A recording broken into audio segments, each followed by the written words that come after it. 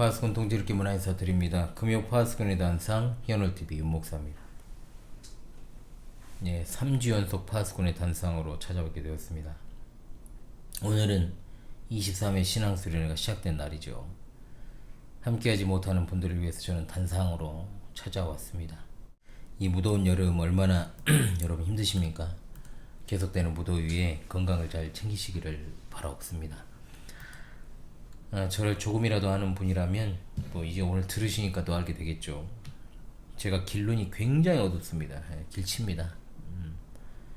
그나마 지금 운전 경력 20년 정도 되고 또 여기저기 돌아다니니까 이만큼인 거지, 처음 운전을 시작했을 때 돈이 생기니까 가장 먼저 차량에 장착한 게 내비게이션입니다. 그러나 이 내비게이션조차도 잘 읽지 못해가지고 길을 이제 헤맸던 기억이 납니다. 단순하게 안내판이나 지도를 보고 길을 찾는 건 제게 이제 불가능에 가까웠습니다. 지금은 안 그렇지만 서울에 갈 때마다 한 번쯤은 지하철을 잘못 탔던 기억이 납니다. 서울 안 가본 지도 꽤 됐네요. 한 2, 3년 된 것 같은데. 우리는 하나님의 작정하심 안에서 살아가지요.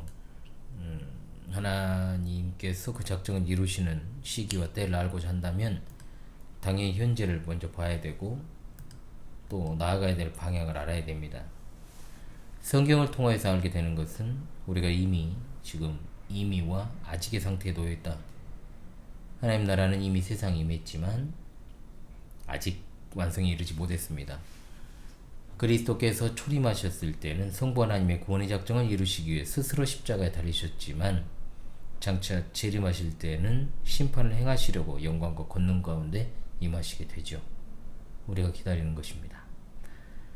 자, 그렇다면 이미와 아직의 상태는 우리들은 뭘 해야 되는 거죠? 기다리면서 우리가 할 일이 뭐냐는 거죠. 이 질문에 대한 대답은 세 가지인데 실제로 현실에서 그리스도인이라 자처하는 사람들의 태도가 이렇게 나뉜다고 볼 수 있습니다. 첫째는 뭐냐? 약간 승리 낙관주의입니다. 이 태도는 이 세상을 그리스도의 왕국으로 변화시키기 위해 노력할 수 있다는 거죠. 즉 다시 말해서 이 세상을 더 나은 장소로, 즉 예수님께서 재림하시기에 더 적합한 곳으로 만들고자 시도하는 것입니다. 교회 역사상 예로부터 지금까지 상당히 많이 견지해온 태도이고 지금도 추구하고 있습니다. 자, 그리고 패배주의죠. 첫 번째와는 좀 다르게 소극적인 태도입니다. 지금 시대에 더 많이 찾아볼 수가 있다고 볼 수 있겠습니다. 말세에 처한 악한 세상으로부터 영혼을 구원하기 위해 노력하는 것이다. 즉 세상은 더 악해지고 또 따라서 우리는 구원할 수 있는 사람을 붙들고 잘 버티며 마지막을 기다려야 된다라는 그런 생각들. 첫째와 둘째 중 어느 한 곳에 안주하는 것은 그리 어려운 일은 아닙니다. 셋째로 증인으로 서는 겁니다.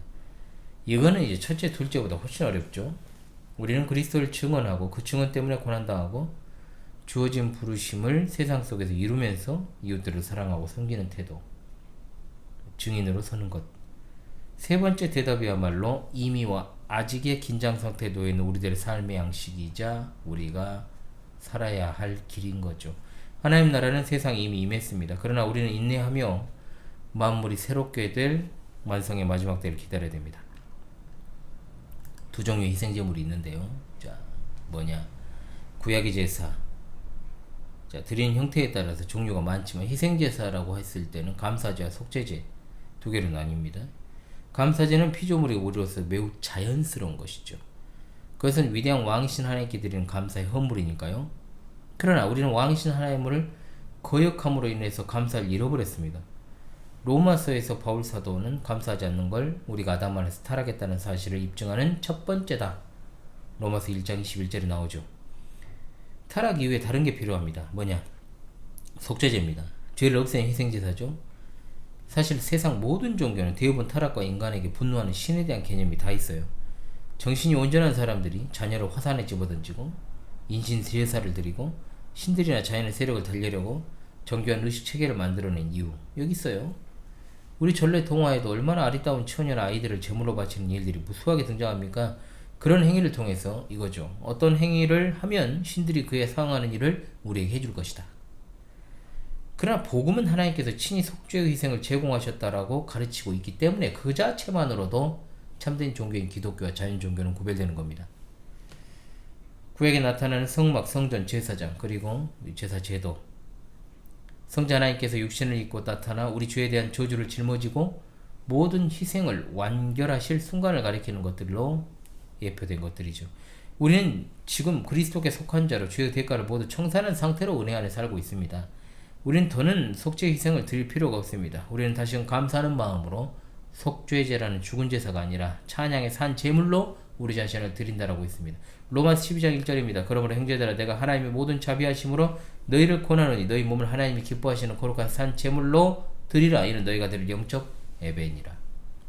너무나도 잘 아는 말씀인가 동시에 중요한 말씀입니다. 우리는 모든 것을 받는 자리에 있습니다. 우리는 왕국을 건설하지 않고 그것을 받습니다. 우리는 하나님을 달래지도 않고도 그분이 성자 하나님을 통해 베푸신 의의 선물을 받습니다. 자연 종교에서는 업보를 말하죠. 그리고 아직도 무속 종교의 영향을 강하게 받는 이단성 있는 곳에서는 죄의 대물림을 이야기하고 조상죄를 운운합니다. 그러나 하나님은 공의 하나님이시죠. 은혜 하나님이십니다. 명령하시는 주님께서 종이 되어 우리를 대신해 율법을 이루셨고 우리를 은혜 언약 안으로 받아들이십니다. 우리는 구원의 선물을 수동적으로 받는 자들입니다. 그러나 우리는 그것을 통해서 능동적인 예배자가 되어 감사하는 삶을 살아가죠. 감사하는 삶은 주로 이웃들을 사랑하고 섬기는 것으로 표현됩니다. 십계명의 대강령이 하나님 사랑, 이웃 사랑인 건 바로 그러한 의미를 지니고 있죠. 하나님의 선물은 반드시 찬양과 감사를 불러일으키고 믿음은 반드시 선행이라는 열매를 맺습니다. 구원의 드라마와 교리는 우리로 하여금 날마다 제자로 살아가게 만듭니다. 고린도서 1장 19절 20절 너희 가운데 전파된 하나님의 아들 예수 그리스도는 애하고 아니라함이 되지 아니하셨으니 그에게는 예만 되었느니라. 하나님의 약속은 얼마든지 그리스도 안에서 애가 되니 그런즉 그로 말미암아 우리가 아멘하여 하나님께 영광을 돌리게 되느니라. 아멘. 예수 그리스도께서 하나님의 약속을 모두 성취하셨죠. 우리는 오직 그분을 통해서만 아멘을 말할 수 있습니다. 진실로 그러합니다. 아멘. 이것이 가장 중요한 기독교적 삶 아니겠습니까? 우리가 말과 행위로 예수님이 세상의 구주이심을 분명하게 나타내야 됩니다. 선물이 우리에게 이미 주어졌습니다. 따라서 이제 우리는 자유롭게 나눌 수 있습니다. 하나님께 감사하고 이웃들에게 선행을 행할 수 있게 되는 거죠. 이 순서를 좀 올바로 유지할 필요가 있어요. 하나님은 구원의 은혜로 우리를 섬기십니다. 우리는 하나님 우리에게 보상해 주셔야 할 것처럼 여기며 그분 앞에 선을 행할 수 없어요. 온갖 좋은 선물이 하나님으로부터 주어진다라고 하지 않았습니까? 또한 하나님께서는 우리를 통해서 우리 이웃들이 일상에서 필요로 하는 것을 베품으로 그들을 섬기십니다. 우리 선행은 그것이 필요한 이웃들을 위한 거예요. 개인주의와 극단적 이기주의가 팽배한 오늘날 사회 속에서 복음이야말로 진정한 해결책이 되는 겁니다. 자, 앞선 세대가 뭡니까? 제가 진짜 뭐 한 10여 년 전만 하더라도 여러분 여전히 교회 안에서 어린아이들은 짐짝으로 취급하는 경향이 좀 있어요. 그랬잖아요 여러분. 예전 제 영상 보시면 알겠습니다만 노인도 마찬가지고. 그러니까 사회가 이기적이고 비뚤어져 있다 보니까 사회적 문제가 발생할 때마다 책임 소재를 찾아서 희생양을 찾잖아요. 얼마나 타타타타타 합니까? 한국 사회 아주 정말 악질, 페미니즘, 뿌리 깊은 지역주의, 남녀 대립, 좀 젊은이와 또 노인들의 대립. 우리가 세상을 우리와 저들로 나누어서 저들이 없으면 훨씬 더 잘 지낼 수 있을 것이다 라는 생각들을 하기도 하고 그것을 은근히 부추기는 것들이 있죠. 복음은요 이 모든 걸 다 그냥 변화시키고 더 위에 있습니다. 자, 교회에서 좌파니 우파니 정치적 성향을 대놓고 드러내는 목사는 바로 목사가 아닙니다. 정말 열받는 게 뭔지 아십니까 여러분? 목사가 전하는 그 말씀이 저 그러잖아요. 그 목사라는 존재가 어떤 특정 정치인보다도 못하게 돼버리는 어? 같이 밥 한번 먹어본 적도 없는 사람들이 거기에 완전 경도돼가지고 어? 그런 어떤 정치적 성향이 나와 다르다 해가지고 목사를 저버린다고요? 아우 진짜 웃기지 말라고 하십시오 진짜 그거. 응? 이게 정상입니까 그게? 특정 정치 지도자 또는 특정 정당 여기를 지지하는데 거기에 대해서 목사가 동조해주지 않았다고 해가지고 그걸 떠나는 게 사람입니까 그게? 그잖아요. 목사는 복음을 전하는데 만약 그 목사가 어떤 편향성을 가지고 있어서 그게 좀 진짜 이건 좀 아니지 않느냐 그래가지고 떠나는 건 제가 이해를 하죠. 뭔 짓거리입니까 그게. 목사는 잘못한 것에 있으면은 뭐 좌우를 가리지 않고 비판할 수 있는 겁니다. 저 보십시오. 다 욕하잖아요. 응? 잘못된 건. 그런데 이념주의가 있어요. 은근히 그런 게 있잖아요. 그렇게 매몰되어가지고 숨기고 있는 사람들이 있어요. 그러다가 이제 결정적인 순간에 터져 나오죠. 그래가지고 극단적 성향으로 갑니다. 보통 그래요. 이제 한번 보물이 터지면 전환기 씨 같은 사람들 봐보세요. 안 그런 척 하고 있었다가 그냥 안에 있는 게 그냥 보물처럼 터져 나오잖아요. 응? 목사는 아니지만 그 사람이 어찌됐든 역사 선생이라 해가지고 그동안 참 돈 많이 벌었잖아요. 그냥 복음의 증인인지 목사가 정말 정권의 나팔수인지 어떤 특정 정당의 대변인인지 또는 브로커인지 알 수 없게 돼요. 우리는 복음을 전면에 내세워야 되는 존재들이에요. 우리의 삶도 우리 행복도 그리스도와의 그 관계 안에서 설정되는 거죠. 그리스도 안에 있으면 다른 사람들을 바라보는 우리 관점이 달라져요. 다른 사람들을 갖다가 우리 행복을 가로막는 장애물, 걸림돌, 올무로 안 본다는 겁니다. 응? 원수보다 볼 필요도 없는 거예요. 복음을 통해서 그대로 우리가 섬겨야 될 이웃이요 선물을 줄 수 있는 그런 사람으로 바라볼 수 있게 되는 거죠. 근데 가까운 곳에서부터 그게 안 되는데 되겠어요? 그잖아요. 우리 성령님께서는 영적으로 죽은 자들을 말씀으로 살리시고 그들에게 믿음을 선물로 주셔서 그리스도와 하나로 연합시키십니다. 이것은 우리가 더 이상 영적으로 자신만을 향하지 않는다는 뜻이기도 하죠. 다시 말해서 내면의 경험 그리고 성공, 실패, 프로그램 따위에 집중하지 않는 겁니다. 복음은 우리로 하여금 세상으로 나가 믿음으로 그리스도를 바라보게 하고 사랑과 선행으로 이웃들을 섬기도록 이끕니다. 죽어가는 이 세상의 희미한 빛 가운데 복음이 전파되므로 다가오는 세상에 속하는 새로운 모임이 세워지는데 바로 그것이 뭐냐? 교회입니다. 그런데 교회는 인류라는 더 큰 사회 안에 있어요. 실제로 우리 직계 가족보다 우리가 교회에서 경험하는 성도의 교제가 우리의 정체성에 훨씬 더 깊은 영향을 미칩니다. 신자들은 모두가 다 그리스도 안에 서로 가깝고도 중요한 형제, 자매가 되는 거예요. 남편, 아내, 부모, 자식, 이웃. 자, 이건 부차적 관계예요. 따라서 우리는 가장 먼저 성도들 가운데서 우리의 부르심을 발견해야 되는 겁니다. 그래서 서로 혈연관계로 좀 이렇게 엮어진 좀 그런 관계가 많은 교회의 경우는 상당히 어려워요. 제가 겪고 있잖아요, 그거를. 왜냐, 이런 관계가 잘 구분이 돼야 되는데 안 됩니다. 그걸 뛰어넘어서 해야 되는데 못 뛰어넘어요. 한국인 특유의 원정주의 그리고 어떤 혈연 굉장히 강하잖아요, 이게. 그러니까 안 되니까 좀 그래요. 제가 너무나 잘 알죠, 그거를. 이와 같은 사실을 잘 인식하지 않으면 아직은 하늘가족이라는 말이요, 그냥 입에만 붙어있는 거죠. 어색하게 들릴 수밖에 없고 하나됨의 나눔인 구제도 형식이 그칠 수가 있다는 겁니다. 바울 사도가 교회를 신체의 각 부분들이 저마다 역할을 감당하는 몸에 비유했잖아요. 자신의 은사가 별로 중요하지 않다고 생각하거나 또는 또한 내 은사가 뭔지를 모르겠다, 그런 지체들을 과거로부터 지금까지 좀 보게 됩니다만, 없어도 되는 은사는 없고 은사 없는 지체도 없어요. 새끼손가락은 그 자체로 가냘프고 힘이 없을 수 있지만 새끼손가락이 큰 상처를 입거나 화상을 입는다고 생각해 보십시오. 온 지체가 고통을 받잖아요. 진짜 이거 하나에 집중이 되잖아요. 이게 뭐 하나 박혀 보십시오. 그거 신경 쓰느라고 진짜 뭘 아무것도 못합니다. 우리 정체성과 교회 안에서 부르심 외에도 가족에 대한 부르심이 있잖아요. 베드로 사도가 오순절 설교에서 밝힌 대로 복음의 약속은 너희와 너희 자녀를 위한 것이다. 결혼한 사람에게는 배우자가 첫 번째 이웃이죠. 게다가 배우자는 첫 번째 자매이고 형제입니다. 자녀가 있는 경우에는 자녀가 하나님 나라의 작은 형제 자매죠. 하나님은 우리에게 제각기 다른 부르심을 주셨습니다. 또한 이 부르심은 인생의 시기에 따라서 달라지기도 합니다. 일생 가운데 한동안은 정말 잠시도 눈을 뗄 수 없는 영유아 시기를 보내고 지금 집안 사정도 좀 그러고 그래서 지난주 주일 같이 예배 하셨던 분들은 봤을 거예요. 시은이 제가 안고 설교를 했잖아요. 예배를 인도했는데 그러다가 이제 잠깐 갔다가 또 안 돼가지고 또 안고 있고 또 오후에도 또 제 옆에 있었어요. 훈육을 하려고 했지만 어떻게 보면 그것이 자연스러운 모습인데 그걸 강압적으로 그거 하지 말라고 잡는다고 해서 그냥 아빠 옆에 떨어지기 싫어서 그런 거를, 엄마가 없었거든요 지난 주일에.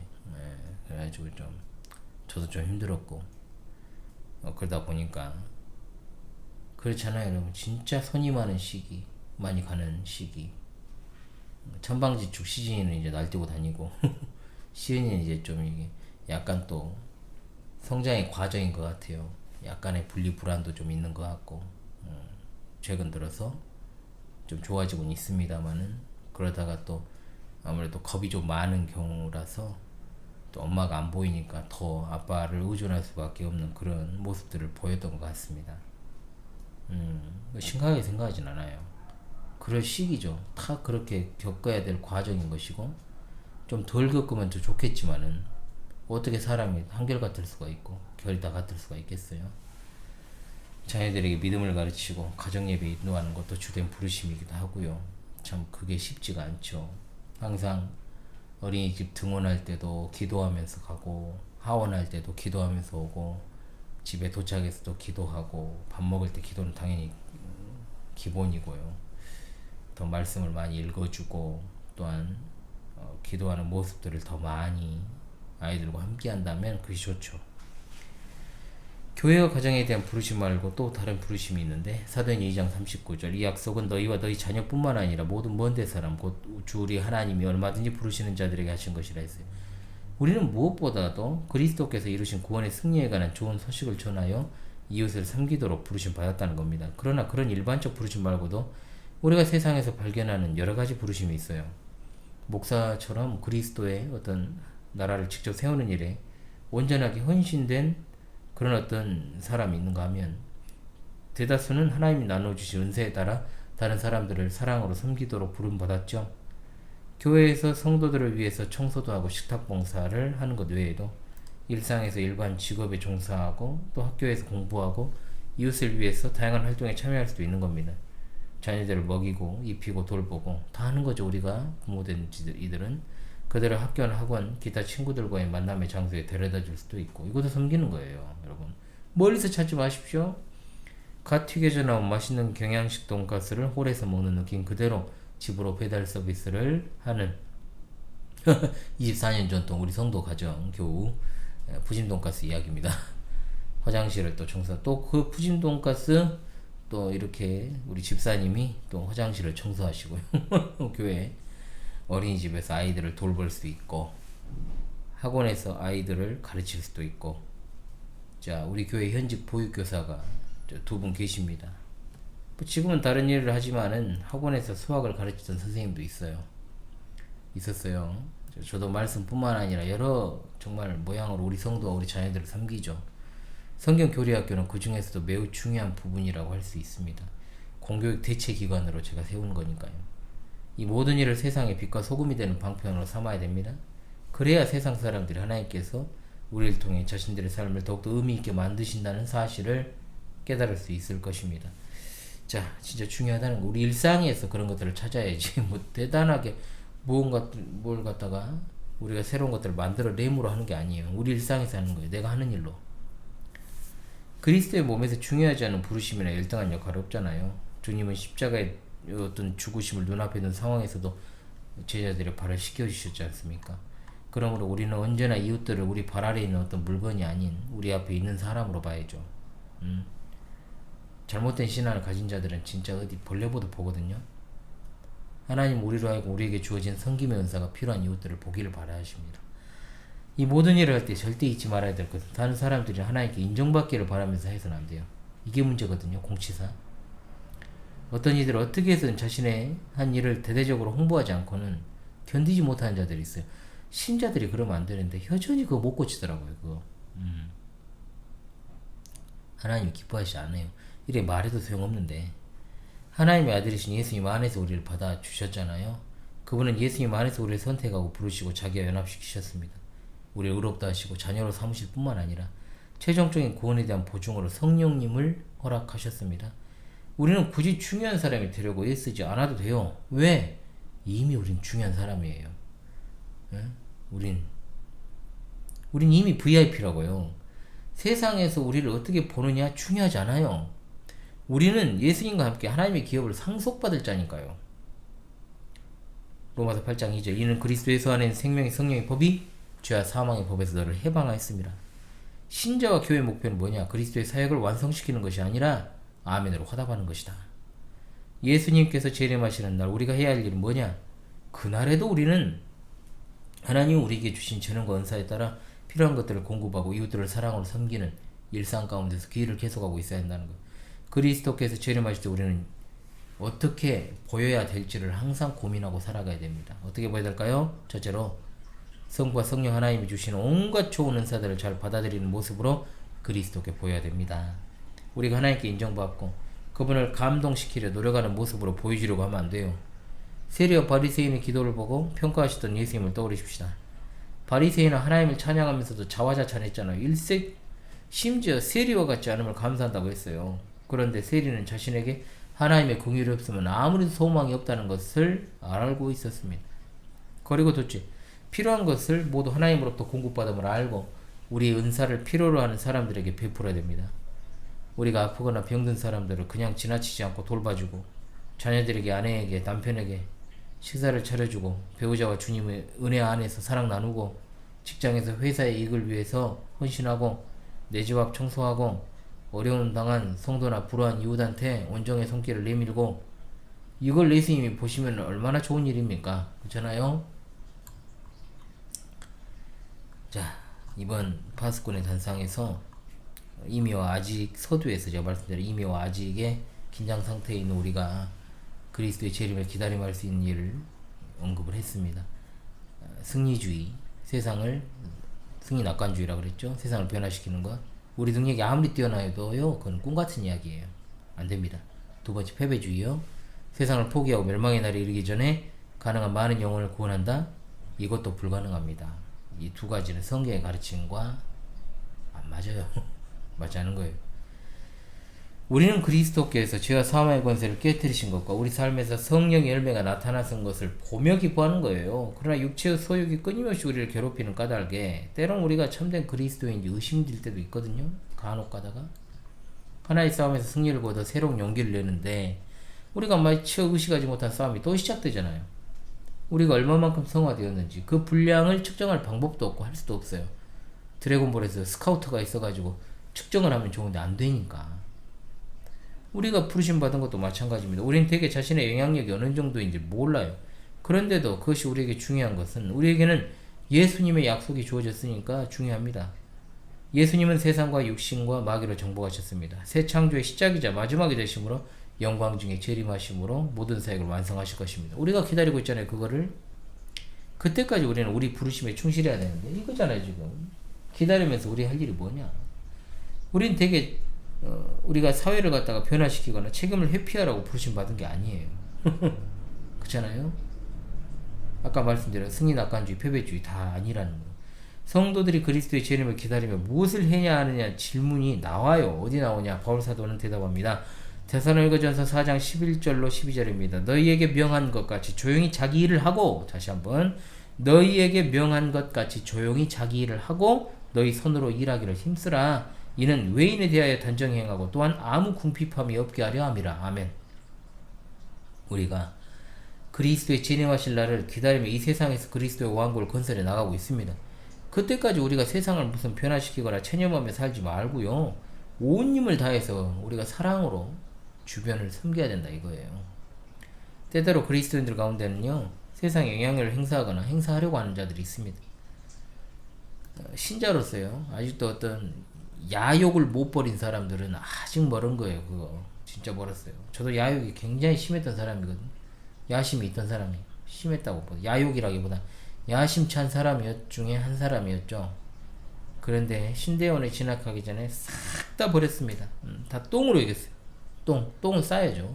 물 내려야죠. 응?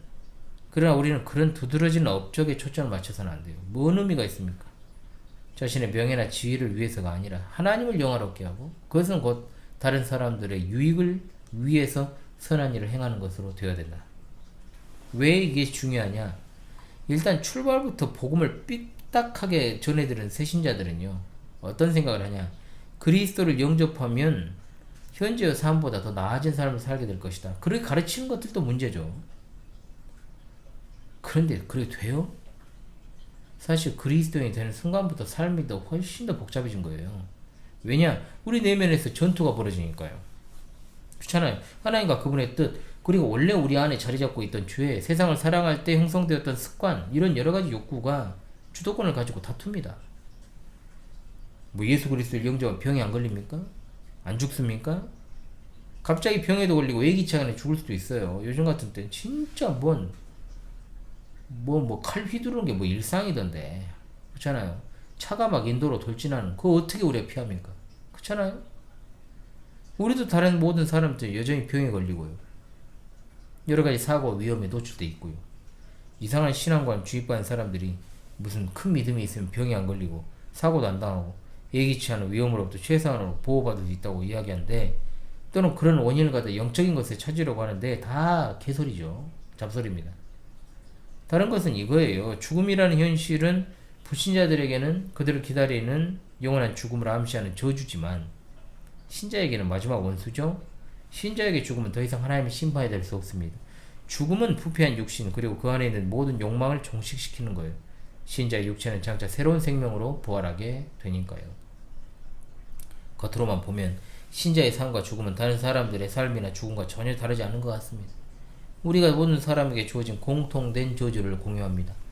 일하는 것이 귀찮을 때도 있고, 또 동기도 기대도 다를 수가 있고, 항상 우리를 향한 부르심으로부터 충족감을 느끼는 것도 아니고, 또 결혼한 여인들은 또 출산의 고통을 겪는데, 물론 그렇지 않은 이들이 많은 세상에 되어버렸습니다만은, 그런데 모두에게 공통된 은혜도 있습니다. 우리는 하나님께서 오직 신자들과만 함께 일하신다고 생각하는 경향이 있는데, 분명히 하나님은 불신자들 가운데서도 일하십니다. 그러니까 일반 은혜를 이야기하죠. 하나님은 모든 만사 만물의 주인이시잖아요. 그걸 믿고 다른 자들만 인도하시는 분이 아니에요. 다 인도하죠. 광의적 개념에서 불신자들은 불의로 진리를 막지만 하나님께서는 그들이 제멋대로 해악을 끼치지 않도록 억제하시기도 하십니다. 악만 억제하는 것이 아니라 다른 불신자, 심지어 신자들까지 섬길 수 있는 은사가 그들에게 주어져 있다는 겁니다. 우리가 공중위생, 각종 어떤 의학 연구, 기술, 법률, 정부, 어떤 이런 것에서부터 유익을 얻습니다. 생각해보면 우리가 실제로 실생활에서 많은 도움을 받는 유익한 정보의 채널은요, 불신자들이 운영하는 경우가 더 많아요.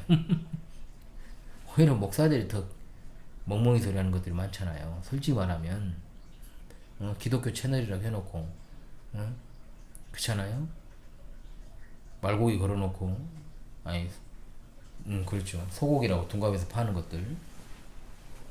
그래, 그게 사쿠라는 니 거라 그랬잖아요. 사쿠라 거기서 나온 말이라고요. 그러니까 그렇다고 해서 우리가 어떤 그런 생활 속에서 정보를 얻을 때 그걸 불경건하다, 불신앙적이다 이렇게 말 안 하잖아요. 교회 구성원 중에도 불의하고 부패한 행위를 저질러 해를 끼치는 사람이 있습니다. 불신자 중에도 이웃들을 섬기고 아름다운 일을 하는 사람들이 있어요. 이것조차도 하나님께서 일반 은혜로, 섭리로 다스리시기 때문에 가능한 일이에요. 그러니까 우리가 불신자들하고도 같이 일도 하는 거잖아요. 다른 동기와 목적을 가지고 하는 것이기만 하지만, 그런데 그 일을 이루는 방법, 요령, 업무, 신자나 불신자나 차이가 없어요. 그잖아요? 우리들의 관심이 뭐냐? 자신을 부각시키는 데 있지 않잖아요. 그 차이가 겉으로 분명히 안 드러나도 우린 세상의 빛이요 소금이니까, 그렇게 살아가니까. 중요한 것은 이웃을 섬기는 것이다. 하나님은 신자와 불신자 모두를 통하여 이 한 가지 일을 행하시는 겁니다. 신자라고 하면 한 번쯤은 이런 자문을 해봤지 않겠어요? 나의 삶을 향한 하나님의 뜻은 무엇일까? 나의 삶을 향한 하나님의 뜻은 무엇입니까? 우리는 하나님이 우리에게 주신 부르심이라고 생각되는 일에 시간과 노력을 쏟아붓고 싶어 해요.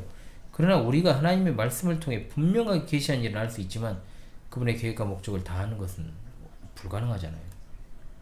로마서 12장 2절 말씀, 너희는 이 세대를 본받지 말고 이 오직 마음을 새롭게 함으로 변화를 받아 하나님의 선하시고 기뻐하시고 온전하신 뜻이 무엇인지 분별을 하도록 하라. 이 말씀의 의미를 올바르게 이해하려면 전체 문맥이 하나님의 말씀을 통해 새롭게 되는 것에 초점 맞추고 있다. 바울 사도가 분별을 하라고 요구한 하나님의 온전하신 뜻은 성경에 계시된 하나님의 도덕적인 뜻과 구원에 관한 뜻, 따라서 삶에서 우리가 구체적인 결정을 내릴 때 성경에 계시된 하나님의 뜻을 분별해야 될 책임이 우리에게 주어져 있는 겁니다. 예를 들면 가령 신자는 신자와 결혼하는 것이 원칙입니다. 물론 대다수 형제 자매들이 신앙을 원칙으로 삼지 않고 지 멋대로 연애하고 결혼하는 아주 막대먹은 것들이지만 그렇게 말합니다. 저는 그냥. 그러나 배우자를 택할 때 자신의 지혜, 친구들의 조언, 마음의 끌림을 따라 고려할 다른 상황도 분명히 있잖아요. 분명히 우리가 알아야 될 하나님의 모든 말씀이 성경에 간직되어 있습니다. 그런 하나님의 은밀한 뜻은 말 그대로 비밀 아닙니까? 이것은 우리의 지혜와 영적인 분별력을 가지기 위해 배워할 필요성이 있다는 것을 보여주는 거예요. 분명한 거죠. 우리가 우리 부르심을 이행하면서 항상 하나님의 어떤 기쁨을 누리지 못할 수도 있어요. 어떤 때는 참 허무한 감정이 드는 것이 인생이잖아요. 발톱에 때맛도 못한 정말 나는 그런 존재로구나. 제가 이런 감정 자주 느끼거든요, 사실. 나는 진짜 아무것도 아니구나. 반면에 그래, 내가 이 일을 하는 것도 하나님의 뜻이지. 그런 생각도 합니다. 자연인들은 무언가를 성취하고 나서 뿌듯할 때 이거죠. 내가 살아있음을 느낀다. 우리 신자들은 하나님이 이를 위해서 나를 부르셨구나, 나를 만드셨구나, 이것을 발견해야 되는 거죠. 그런 느낌을 한 가지 일을 할 때만 드는 건 아니에요. 하나님이 저마다 다양한 부르심을 위해 우리를 지으셨잖아요. 따라서 주어진 은사들과 하나님의 기쁨에 대한 의식을 유심히 살펴서 지금 우리 삶에 가장 적합한 부르심을 찾는 게 중요합니다. 내일 일은 난 모른다고 했잖아요. 예전에 장래일도 모르고요. 예전에 내일 일 염려하지 말고 지금 우리가 있는 자리에서 하나님이 부르신 대로 사람들을 섬기고 그 부르심에 어울리는 존재가 되어 가야 됩니다. 뭔가 특별한 변화를 일으킬 수도 있겠지만 변화 일으키는 게 삶의 목적은 아닙니다. 가장 중요한 건 하나님이 우리에게 명하신 것들을 실천하여서 그분의 사랑과 섬김을 다른 사람들에게 전하는 통로가 되는 것이다 라고 하는 겁니다.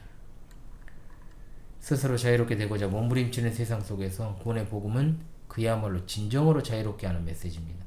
우리가 하나님께로 올라가지 않습니다. 그분이 우리를 직접 찾아오셨습니다. 예수 그리스도께서 우리를 위해 모든 일을 이루셨고 우리가 받을 심판을 대신 받으셨습니다. 부활하고 승천하셔서 성부 하나님 우편에 앉으시고 그로 인해 새 창조 역사가 시작되었죠. 승리하신 예수 그리스도께서 성부 하나님과 더불어 성령님을 보내셔서 영적으로 죽은 우리를 살리시고 우리 안에 성령님을 내주하게 하심으로 육체의 부활에 대한 보증서를 우리 마음 가운데 두신 겁니다. 모든 구원의 은혜가 성부, 성자, 성령으로부터 비롯됩니다. 우린 계속해서 하나님의 언약의 말씀을 듣습니다. 하나님은 교회에 주신 은혜의 방편인 말씀과 성례와 기도를 통해 그 언약을 보증하십니다. 우리가 이런 놀라운 구원의 작정과 섭리사, 자 구속사란 말 쓰지 마세요. 이거 한번 제가 특강할게요. 섭리사입니다. 섭리사, 구원의 작정과 섭리사, 그리고 찬양과 기도로 빚어져 갑니다. 우리는 우리 자신의 것이 아니라 예수 그리스도께 속한 자로 살아가게 됩니다. 로마서 8장 31절 그런즉 이 일에 대하여 우리가 무슨 말 하리요? 만일 하나님이 우리를 위하시면 누가 우리를 대적하리요? 그렇다면 우리의 선행은 누구를 위한 것이냐? 이웃을 위한 거예요. 우리는 포도나무에서 자라는 제자로 부름받았습니다. 다시 말해 그리스도와 연합하고 성도들과 교제하며 사는 존재라는 겁니다. 하나님은 동료 신자들은 물론이거니와 아직 그리스도를 알지 못하는 이들을 위해서 사용하라고 어떤 우리에게 은사를 주시기도 하였습니다. 그분은 우리를 자신의 사자로 자기 아들의 형상을 닮게 하시고 그리스도께서 죄와 죽음을 정복하고 거두신 승리를 말과 행위와 삶으로 증언하게 하십니다. 그러니까 하나님의 모든 자비하심으로 너희를 권하노니 너희 몸을 하나님이 기뻐하시는 거룩한 산 제물로 드리라. 이는 너희가 드릴 영적 예배라고 하신 겁니다. 이제 우리 모두 우리 삶이라는 한편의 영화를 위해서 스스로 대본을 쓰려는 수고하지 말고 하나님의 대본에 마음을 쏟아야 되겠죠. 그리하면 성령께서 우리를 역사상 가장 위대한 이야기의 등장인물로 만들어 주지 않겠습니까? 이것이 바로 우리가 기다리면서 할 일이 되겠습니다. 대단한 게 있는 게 아니죠. 네, 우리가 기다리는 것에 대한 지난 시간에 기다리며 우리가 할 일에 대해서 이어서 우리가 기다리는 것에 이어서 우리가 할 일에 대해서 상고해 보았습니다. 아무쪼록 함께 가는 이 길이 외롭지 않도록 우리가 처한 그 위치와 환경에서 최선을 다해서 우리 삶의 대본을 다 작성하시고 이끌어 가시는 하나님 앞에서 살기 원합니다. 여러분, 날이 너무 무덥습니다. 이 와중에 수련회를 해야 하니 이제 우리가 앞으로는 수련회 일정도 새롭게 할 시점이 아닌가. 너무 더워요. 그런데 방학 때 해야 되니까 어쩔 수 없죠. 더우니까 피해서 모여야 되는 것이 맞죠. 예, 여러분, 무더운 한 주간도 정말로 수고하셨습니다. 다음 주는 현알TV 쉼표. 사실 저는 쉼표가 아니에요. 그동안 못 올렸던 것들 좀 편집해서 올리려고요. 특히 이번 성경교리학교 캠프 진짜 스마트폰 좀 폭발하게 생겼거든요. 지금 너무 많은 뭐 쌓여가지고. 그래서 편집해서 찾아오는 그런 시간으로 다음 주는 좀 보내려고 하니까요. 여러분 많은 양해를 좀 부탁을 드리고 또 드리고 오겠습니다. 수련회 마치고 여러분 기쁘게 찾아뵙겠습니다. 지금까지 금요 파수꾼의 단상 현아TV 목사였습니다. 여러분 감사합니다.